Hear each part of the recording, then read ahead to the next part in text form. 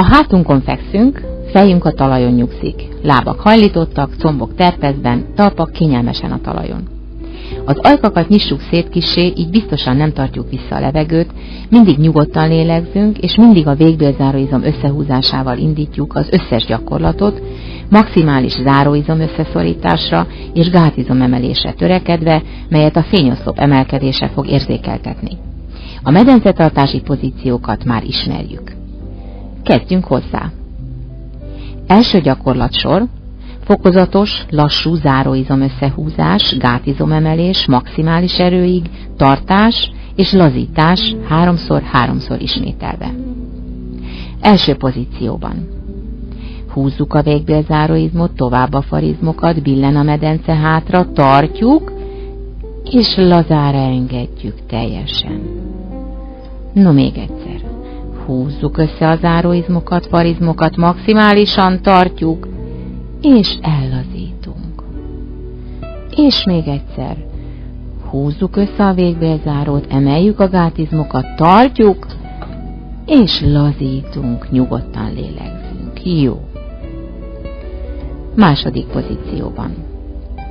Billen a medence előre, húzzuk, emeljük a húdcsőhüvely körül izmokat is, maximálisan tartjuk, és lazítunk. No, még egyszer. Emeljük egyre feljebb a gátizmokat, érezzük a húdcsőhüvely terület maximális feszülését, tartjuk, és lazítunk. És harmadszorra. Szorítsuk össze a záróizmokat maximális erőig, tartjuk, és ellazítunk teljesen. Jó, és nyugodtan lélegzünk.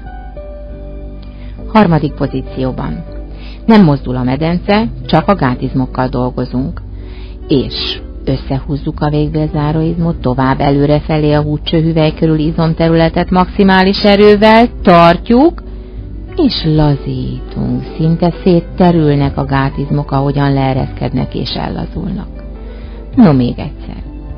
Összeszorítjuk a záróizmokat, maximálisan megemeljük a gátizmokat, tartjuk, és ellazítunk. Nyugodtan lélegzünk.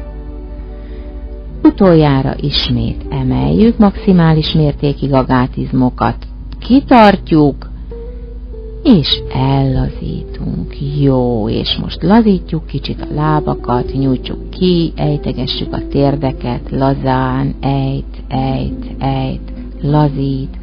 Jó, húzzuk fel a jobb lábat a hasunkhoz, vissza, és a bal lábat, vissza. Jó, és még egyszer, jobb láb, igen, és a bal, jó.